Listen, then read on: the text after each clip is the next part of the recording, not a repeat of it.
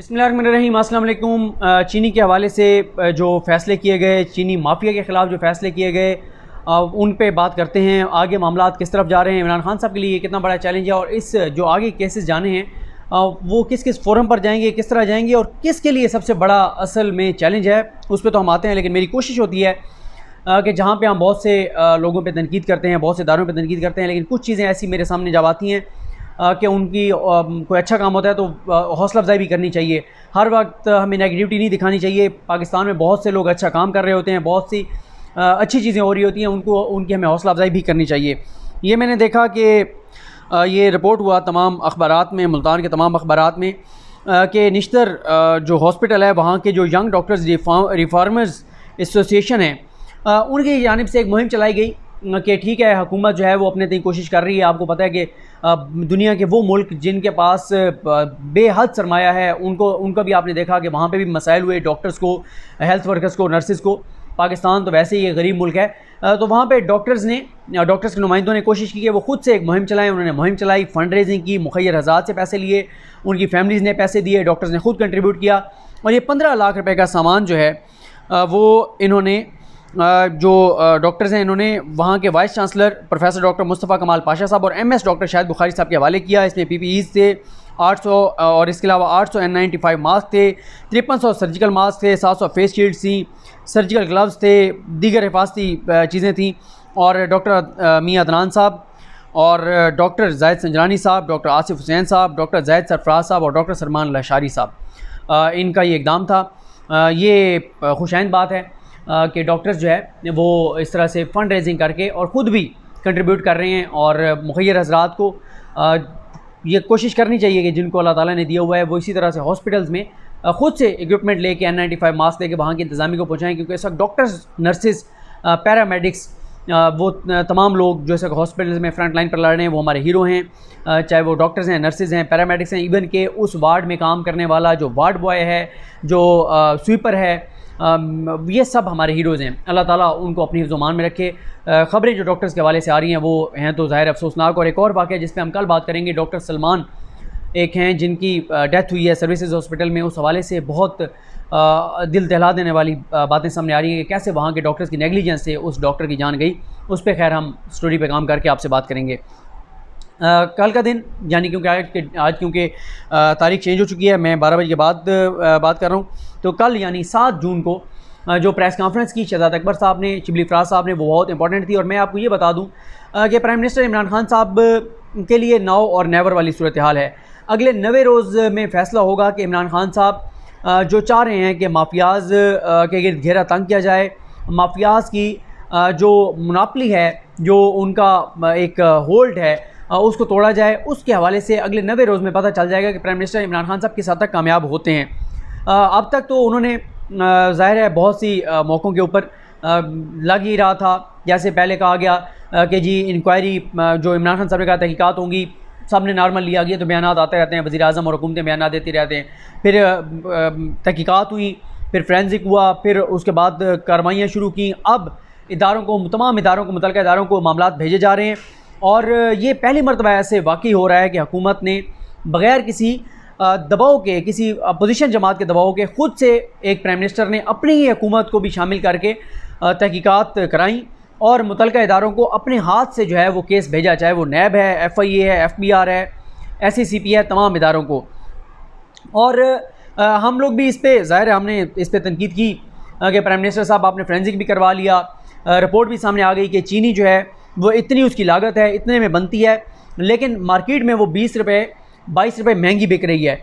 ये सबसे बड़ा मेरा ख्याल है चैलेंज है कि अब हुकूमत किस तरह से जो है मार्केट में रेट को कम कराती है। ये मैं आपको जहाँ ज़रूर बता दूँ कि मैंने एक अपनी वीडियो का हमेशा हवाला देता हूँ जो मैंने बड़ी तफसील के साथ की थी कि ये मुल्क माफियाज़ के नरगे में है। इसमें आप जिस शोबे के अंदर देखते हैं माफियाज़ हैं। आपने देखा पेट्रोलियम मसनूआत की कीमतें कम हुई, पेट्रोल नहीं मिल रहा। आटे के आपने देखा रेट फिर कहाँ से कहाँ चला गया। चीनी आपने देखा कहाँ चली गई। और बाज़ार में आप मसनूई महंगाई देखें, यहाँ पे तो मेडिसिन जो है वो उसमें वो होता है कि स्टॉक कर ली जाती है, वो मेडिसिन जो है वो महंगी हो जाती है। हर जगह के ऊपर माफियाज़ हैं। आप ब्यूरोक्रेसी में रिफॉर्म्स करने लग जाएँ तो ब्यूरोक्रेसी से हड़ताल पे चले जाते हैं। आप ताजरों पे टैक्स लगाने लगें ताजर एहतजाज शुरू कर देते हैं, सहाफ़ियों के ख़िलाफ़ कार्रवाई हो, आज़ादी सहाफ़त पे हमला हो जाता है, सोशल मीडिया पे आप कोई बात करने लगें तो आज़ादी ज़ाहिर राय पे कदम लग जाती है। हर जगह के ऊपर PIA में आप रिफॉर्म्स करने लगें, वहाँ उनकी तंजीमें एक्टिव हो जाती हैं।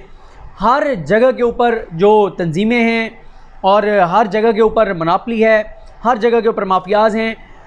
इन माफियाज़ को ख़त्म करना इतना आसान नहीं है, अलबत्ता इनको कमज़ोर किया जा सकता है और फिर स्टेप बाय स्टेप इनको कमज़ोर करके और ख़ात्मा किया जा सकता है। लेकिन अब ये भी देखना है कि ये सारे मामलात भी, क्योंकि ये जो मुतलका इदारे हैं ये अपनी अपनी तहकीकात करेंगे, रिस्पॉन्सिबिलिटी फ़िक्स करेंगे, अल्टीमेटली ये मामलात भी अदालतों में जाएंगे। जैसे ही आपने ये बात सुनी होगी तो अब आपको जो पहले कुछ उम्मीद नज़र आई होगी, साथ ही मायूसी शुरू हो गई होगी।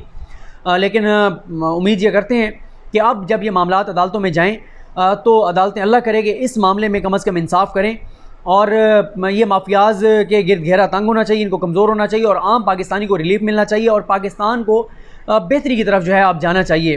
अब इमरान खान साहब ने जो एक्शन प्लान उनके सामने रखा था, 7-8 चीज़ों की मंजूरी दी है, जो कि शहजाद अकबर साहब ने और शिबली फराज साहब ने बताया है। उसमें सबसे पहले तो जो गैर कानूनी इक़दाम हुए हैं, कानून की खिलाफ वर्जियाँ हुई हैं, वो जिस भी फोरम पे केसेस बन सकते हैं वो केसेस बनाए जाएंगे। दूसरी जो इंपॉर्टेंट बात है वो ये है कि रिकवरीज़ की जाएंगी, जो इजाफी पैसे कमाए गए हैं वो रिकवरीज़ की जाएंगी और साथ ही एक ऐसा मैकेनिज़्म बनाया जाएगा कि आइंदा इस तरह का कोई काम ना हो। साथ ही जो उनका है, क्या नाम है उनका, हमाद अज़हर साहब का चैलेंज सबसे बड़ा है कि उन्होंने मार्केट में चीनी की कीमतें कम करवानी है। ये सबसे बड़ा चैलेंज है। एक ये चैलेंज है, एक ये चैलेंज है कि आइंदा जो है इस तरह के मामलात ना हो।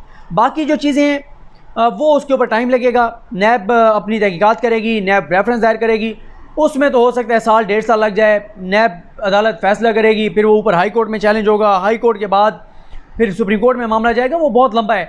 असल बात यह है कि पहले तो आवाम को रिलीफ मिलना चाहिए, फ़ौरन कीमतें नीचे आनी चाहिए, कीमतें कम होनी चाहिए, कीमतें कम होने के बाद आइंदा ये कीमतें ना बढ़ें। ये 2 चीज़ें सबसे इंपॉर्टेंट होंगी। बाकी तो केसेस ज़ाहिर है चलते रहेंगे, उसके ऊपर टाइम लगेगा, लेकिन ये एक चीज़ जो है जिससे लोगों को कम अज़ कम पता चलेगा कि वाकई कोई एक्शन हुआ है, इमरान खान साहब के कहने का कोई असर हुआ है, उनके नोटिस का कोई असर हुआ है, वो यही है कि इसकी कीमत जो चीनी की है वो कम हो। एक और जो इसमें सबसे अहम बात है वो यही है कि असद उमर साहब हों, रज़ाक दाऊद साहब हों, उस्मान बुज़दार साहब हों, ये तमाम अब आला हुकूमती अहदेदार जो हैं, ये भी नैब इनसे तहकीकात करेगी। अगर नैब किसी को गिरफ़्तार करना चाहती है, नैब गिरफ़्तार करेगी। जिसकी कोई बेकायदगी गैर कानूनी चीज़ है वो उसके ऊपर जो है एक्शन होगा। और यकीन करें अगर इनमें से कोई भी गिरफ़्तार होता है या इनके अलावा कोई, उससे तहरीक इंसाफ की हुकूमत को जितना फ़ायदा होगा वो शायद किसी को अंदाज़ा नहीं है, क्योंकि ज़ाहिर है लोगों का और ज़्यादा एतमाद बढ़ेगा कि अगर इमरान खान के होते हुए इमरान खान के करीबी लोगों में से कोई गिरफ़्तार हो जाता है, जिनका साल से इमरान खान साहब के साथ ताल्लुक़ है, तो उससे एतमाद बढ़ेगा। लेकिन ज़ाहिर है ये भी नहीं हो सकता कि खामखा में खुश करने के लिए या बैलेंस फैक्टर के लिए इधर से कुछ लोगों को गिरफ़्तार कर लिया जाए, उधर से भी गिरफ़्तार कर लिया जाए, क्योंकि वजह यह है कि 29 अरब रुपये की टोटल सब्सिडी दी गई है, जिसमें से जो है वो 20 अरब तो सिर्फ शाहिद खान अब्बासी साहब ने दी। फिर 90s में एक जो बात सामने आ रही है कि भारत को शरीफ ख़ानदान की शुगर मिल्स ने बहुत ज़्यादा चीनी एक्सपोर्ट की। इसके अलावा अब कोशिश ये की जा रही है कि ये जो कार्टेलाइजेशन है इसको किसी तरह से रोका जाए। मुसाबकती वो जो कमीशन है जिसने देखना होता है कि मार्केट में ये जो कंपटीशन है उसके लिए कोई मुनाफली तो नहीं है, कोई अपनी इजारादारी तो कायम नहीं कर रहा, कोई गैर कानूनी तरीके से मार्केट में इन्फ्लुएंस करके तो नहीं शॉर्टेज पैदा कर रहा है। ये सारी चीज़ें उस इदारे को देखनी है, अल्लाह करे वो भी अपने काम करने लग जाए, क्योंकि हमारे यहाँ सबसे बड़ा मसला ये है हर इदारे के ऊपर रेगुलेटर मौजूद है लेकिन कोई रेगुलेटर काम नहीं करता। जैसे आप देखें सुप्रीम कोर्ट का वो फैसला देख लें, पनामा वाला। सुप्रीम कोर्ट ने JIT क्यों बनाई थी? सुप्रीम कोर्ट ने कहा नैब चेयरमैन को बुलाया, उसने कहा मैं कुछ नहीं करूँगा। FIA ने कहा अखबारी कटिंग पे हम कुछ नहीं करेंगे। FBI ने कहा हमारी जुरिडिक्शन नहीं है। SECP के अपने मामला थे, SECP उतबाल के वो तो पकड़े भी गए थे जो 2 नंबरी उसमें कर रहे थे। शरीफ खानदान का जब मामला आया, नवाज शरीफ का जब मामला आया, तमाम इदारों ने, तमाम रेगुलेटर्स ने हाथ खड़ा कर दिया था और बड़ी तफसील से रेगुलेटर्स उस पर बात हुई थी। किसी दिन फिर किसी वीडियो में आपको बता दूंगा कि रेगुलेटर्स के हवाले से सुप्रीम कोर्ट में क्या क्या बात हुई थी। इसके अलावा सेस फंड के हवाले से देखा जाएगा कि जहाँ पे ये शुगर मिल्स होती हैं वहाँ पे गन्ना जो आता है जाता है, सड़कें ख़राब होती हैं, उस इलाके पे एक अमाउंट होती है फिक्स जो है इनको वहाँ पे उस इलाके की फलाह पे खर्च करना होता है, उस हवाले से भी देखा जाएगा। लेकिन जैसे मैंने आपको कहा इमरान खान साहब के लिए नाउ और नेवर की पोजीशन है। 90 रोज़ में अंदाज़ हो जाएगा कि इमरान खान साहब का कंट्रोल जो है वो इस निज़ाम के ऊपर, अपने इदारों के ऊपर किस हद तक है या नहीं है। और अगर इसमें इमरान खान नाकाम होते हैं तो ये इमरान खान के लिए बहुत ही ज़्यादा नुकसानदेह होगा। सबसे पहला चैलेंज हमाद अज़हर साहब का है कि चीनी की कीमतें कम होनी चाहिए, और उसके बाद फिर ये है कि रिकवरी वाला दूसरे नंबर पे आता है, तीसरा यही है कि आइंदा ये ना हो, और चौथा यह है कि हम देखेंगे कि ताकतवर लोगों के ख़िलाफ़ किस तरह से केसेस बनते हैं, कौन कौन गिरफ़्तार होता है और नैब कितनी देर से केसेस चलाता है। गो के एक और जो इंपॉर्टेंट बात की इस प्रेस कॉन्फ्रेंस में शहजाद अकबर साहब ने कि एहसाब अदालतों की तादाद को बढ़ाया जाएगा। ये सबसे बड़ा मसला है जिस पे हुकूमत को बिल्कुल देखना चाहिए। मुझे अपनी दुआ में याद रखें। अल्लाह हम सब का हामी नासरू। अल्लाह हाफ़िज़।